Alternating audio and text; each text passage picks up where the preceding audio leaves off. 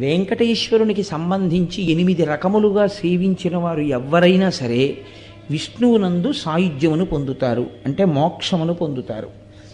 అది వెంకటేశ్వర స్వామి వారిని ప్రత్యక్షముగా పూజించగలగడం.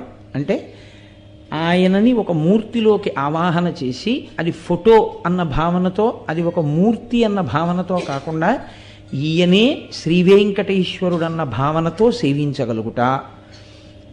రెండవది ఆయనను స్మరించుచుండుట, వెంకటేశ్వరుని గురించినటువంటి స్మరణ. అందుకే స్మరణాత్ ఇష్టవర్షిణం. ఆ క్షేత్రం గురించి కానీ ఆయన గురించి కానీ స్మరణ చేసినంత మాత్రం చేత కోర్కెలు ఈడేరుతాయి. కాబట్టి స్మరించుట. 3, ఏ పని చేస్తున్నా ఇది వెంకటేశ్వర స్వామి వారి కార్యం అనుకుని చేస్తూ ఉండడం. అలా అనుకుని చేసేటప్పుడు ధర్మ వ్యతిరేకమైన కార్యం చెయ్యడానికి అసలు